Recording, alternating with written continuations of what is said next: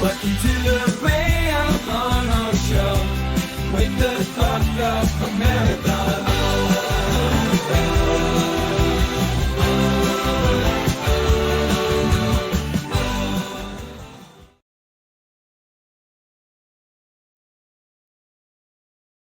Hello, America. How are you? It's been a minute, and I've been super busy with doing a lot of things here in sunny Florida, even though the last couple of days it's been rainy and the temperature is dropping a little. But hey, welcome to the Ray Amanat Show. You guys all know who I am, and we've got a special treat for today as far as this episode is concerned. But before we do that, let's give kudos to the OBBM network that carries us on obbmnetwork.tv. So if you want to watch the show on your Roku or your laptop or anything like that, you can go to obbmnetwork.tv. Look up the Ray Amanat Show and watch our current episode or watch all of our previous episodes that are on that network. We are also on YouTube and Facebook, so we are easily accessible. So let me get rid of this and let's talk about our sponsor. So, those of you that have a business and you're wanting to build a bigger footprint on the internet, uh, if you don't have a website, or maybe you do have a website, I would highly recommend contacting our friends at OB or at PBP Web Design. And what they'll do is they'll take a look at your current website. They'll run tests on it and see what kind of SEO you have. And they'll give you ideas on how to optimize it so people can find you, search you easier. So I would send you to my friend James Durkin at www.pbpwebdesign.com. You can get a hold of him just through email at jamesdurkin at pbpwebdesign.com. Of course, his number is 727 457 and 5894. My eyes are getting blurry, so I apologize. But yes, James has done a lot of work for me on my website, along with other members of our networking group, the USBH networking, or You Should Be Here networking. So check him out, reach out to him. He'll take care of you, and I make sure he'll do a fantastic job. So today we have a friend of mine that's one of our networkers. She's a recent new author, and she has a book entitled The Waiting Truth. And what she's doing with her book is it's a discussion of her journey in dealing with anxiety and depression.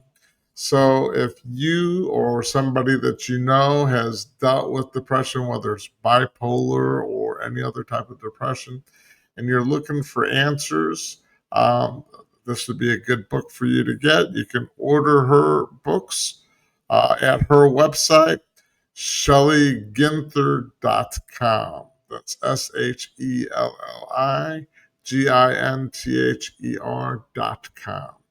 So without further ado, let's check out our interview with Miss Shelli Ginther. Good afternoon, good morning, good evening, wherever you are at. Welcome to the Ray Amanat Show. As you can see, I'm not in studio. We're in a different location on site where I'm going to be interviewing my good friend, Shelli Ginther. Now, I've known you for almost 3 years or longer because we originally started. I met you at a networking group, and then you started coming to our USBH networking group, and that's when you made the announcement of what we're going to be talking today. So Shelli has joined the author club with her writing her first book. If you want to hold this up, tell everyone a little bit about what the title is and pretty much how you decided to write this book. Okay. The name of the book is One Thing Only is Necessary is the subtitle, but the main title is Waiting for Truth. I decided to write a book many, many years ago. When I was in high school, my English teacher told me that I should write, and that was over 60 years ago. It took me a while to get my act together, so to speak, but I finally found someone who would mentor me and teach me about writing an actual book and getting it published. So, with that said, what is your journey? What is your personal story for writing this book? Well, there are two kinds of rejection. There's, first of all, overt rejection. That's where people knock you around and they yell at you and they scream at you and they tell you all kinds of nasty things. And physical abuse and sexual misuse fall into those categories. I didn't have any of that. I had what is called covert rejection. That's the little subtle things that happen. For example, when I was born, I had that tiny fine hair called lanuga that covers your body. And the nurse brought me in to my mother and said, "Oh, it looks like you gave birth to a chimpanzee." And my mother cried. When my father brought me home from the hospital, my mother was sitting in the chair. He put me in her arms, went out to put things away, came back in. My mother's crying again. He says, "Ruth, what's the matter?" He says, she says, "Oh, she's going to grow up and get married and move away and leave us." And he says, "For heaven's sake, Ruth, she just came home. Enjoy her." Years later, when I was in the 8th grade, I won the diocesan spelling bee. I came running home, waving my certificate, and I said, "Daddy, Daddy, I won, I won." In his droll way, he said, "Oh, you're back so early. I was prepared to give words of consolation." When I was 25 years old, I went into a depression. I had something in my business fall apart. I had walking pneumonia, and I went into depression, which the doctors gave me all kinds of meds for that didn't work. What actually happened at that time was I read about asking Jesus into your life, and he came in a dramatic way. And fast forward 21 years, I'm now living in a nice condo with my spouse, and we moved back to our house, which we had rented out. I won't say it was trashed, but it had not seen any kind of cleaning material in over 21 months. The first night we moved our things in, we had to get up, take down the curtains, wipe the windowsills, run the sweeper, and close the door because the dust was so thick. We closed the door to the bathroom to keep the smell of mold and mildew out, and we were able to sleep that night. Then we began having financial problems, and I went into a deep depression. I slept and cried and cried and slept and ate. You know, depression is not just about sadness, it's about being totally overwhelmed. I couldn't think of what to do next. I was just so overwhelmed with everything. And then you're angry and you don't feel you're good enough to have that anger. So you hold it inside and all that eats at you. One day, my spouse came in and sat on the bed and said, "I just saw a commercial for a health institute, and you have all the symptoms of depression, and we need to get you help somewhere." Well, I realized that health was getting drugs, and he left, and I didn't want to go on drugs again. So, relying on my faith, I prayed and I said, "God, please, I know I need help, but I don't want to go on drugs again." Please help me find a way to do it without getting on drugs. And I kind of expected the heavens to open and the light to pour into the room. The angels would sing, the trumpets would blow, and God would speak. But that didn't happen. In the silence that followed, God brought to mind a sermon I had heard 17 years before on the story of Martha and Mary. You remember Martha was busy doing all these things, and Mary was sitting at the feet of Jesus. And Martha went in and said, Lord, don't you care that my sister has left me to do all the servant work? He says, Martha, Martha, you are troubled and worried about many things. One thing only is necessary. That's the subtitle. One thing only is necessary. And I went, wait, I'm overwhelmed, but I can do one thing. And some days that one thing was just getting out of bed and getting a shower and then being able to do maybe one more thing. But I just focused on one thing at a time. And eventually I recovered from the depression. So, how did you decide what to write about in this book? Well, with my history of depression, I began looking around. I believe we're actually in an epidemic of stress, anxiety, and depression. I write about that a lot in my book. I give hints on how to stay out of depression. I give hints on how to look for people who have depression, because this is not something people talk about. They don't want the stigma of being mentally ill, so they keep it inside. So they're not going to talk about it to you. So I give hints on how to find those people. And then I give hints on what to do to help yourself if you're the one in stress, anxiety, and depression, or what to do to help other people. So, speaking of other people, who do you expect to help with writing this book? I really want to reach out and help anybody who is suffering with stress, anxiety, and depression. And like I said before, you don't always know. They don't wear a badge that says, I'm depressed, please help me. So oftentimes they isolate themselves. When I was going through my depression a few years later, I said to somebody who I thought was my best friend, who also was a counselor, and I said, you never visited me. She said, well, it seemed like you wanted to isolate yourself. Duh. So I want to be able to share with people how they can reach out and help other people. My goal and hope is that my book will be a blessing to many and help them on their journey.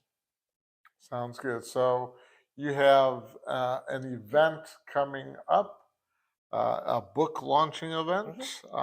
If and what I'll do is later on in the live broadcast, I'll have an image of your book on there, information on how they can order it. I'm sure it's available through Amazon, Barnes and Noble, all the .com bookstores. Um, and then also I'll have information about this launch event. You want to tell our viewers when, where, what, all that good stuff? Yes, my event, my book launch is going to be held at Vision United Church on Highway 52. The sign outside said Esther's School, but the event will be around back. It is on November 14th, which is a Friday evening at 7 o'clock. Is there a link via social media that people can go to get that information and check mark that, hey, I'm interested or I'm going, I want to go?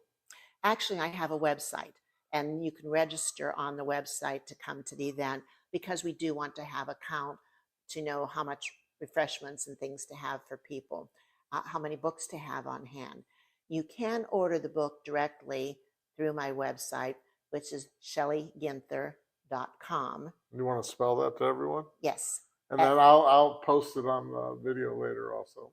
It is SHELLI, like ice cream, GIN like Nancy, T like Thomas, HER.com, ShelliGinther.com. Awesome. How can people get a hold of? Well, I guess through your website. Your website will have your phone number and everything on it, so they can call you. If there's groups that would like to have you come out as a speaker and speak on this topic, they can contact you through the website. Yes. Also, anybody who has purchased the book, all of my phone number and everything is in there. I'm available to speak at youth groups, church groups, women's groups, Rotary clubs, whatever, getting the word out about depression and stress and anxiety, which does form the word SAD, stress, anxiety, and depression. I want to get the knowledge out of how to help people, how you can help people, how people will not reach out to you. So it's not just if you're somebody that's suffering from depression, but if you know somebody that has depression and you're a family member or you're a friend and you just can't wrap your head around it or can't understand why they're acting or behaving a specific way, this can give you some insight to understand why some people, go through bouts of whether it's bipolar or manic or anything where they have their lows and their highs and then they crash and burn back down low. If you don't understand about that, then you want to seek people out uh, to get a better understanding so you can learn how to better cope with somebody that is in your life that is dealing with depression themselves. Yes, there are statistics that if someone has had one bout of depression, which I had when I was 25, they are 40% more likely to have another bout of depression. If they have that second bout of depression, they are 90% more likely to keep having bouts of depression. So that's why, also in my book, after you have overcome the temporary depression, you can do a set of things that I tell you about to keep from going back into depression and having another bout. Well, that's a little teaser for you, I guess. If you want to know what that set of things are, you're going to have to buy the book. Well, Shelli, thank you for being brave enough to step out into the light and let people know the things that you went through and how you overcame it. And thank you for trying to shed light for people to have a better understanding on this thing we call depression. Stay tuned for more shows in the future. Thanks for watching, and we'll see you on the next Ray Amanat show. Thank you, Shelli. You're very welcome.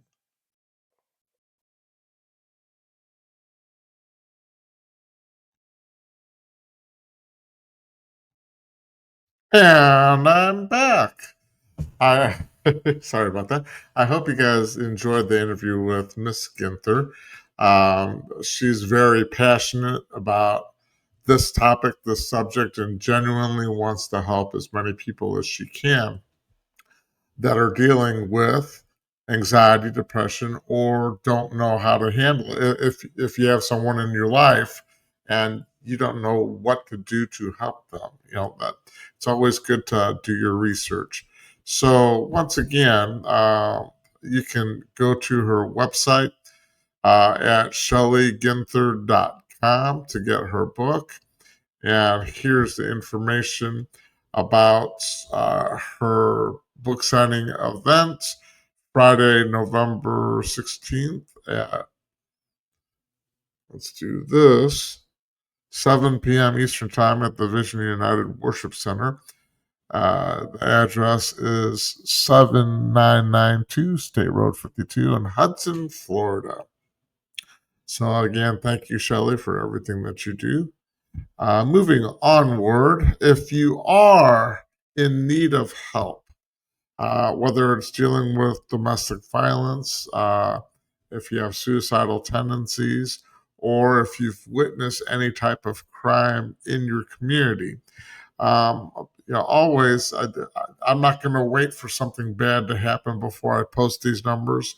I want these numbers to always be out there so you guys can get the help that you need in dealing with whatever trauma or event is going on in your life or neighborhood. You can contact the National Domestic Violence Hotline at 1-800-799-SAFE. The Suicide Prevention Hotline at 1-800-273-TALK, or Crime Stoppers USA at 1-800-222-TIPS. And as always, wake the clock up, America. We want you guys eyes open, situational awareness. You're aware of what's going on around you on the exterior, but I want you also to be aware of what's going inside of you, which is dealing with mental health issues if you have any. So once again, thank you for watching. Thank you for bringing me into your homes, your car, your cell phone, wherever you're at watching this.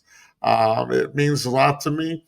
If you like this, please comment, like, and share. Don't forget to go to the obbmnetwork.tv to look at our other episodes, or go to our YouTube page or Facebook. Until then, I will see you next time. Welcome to the Ray Amanat Show. Wake the clock up, America.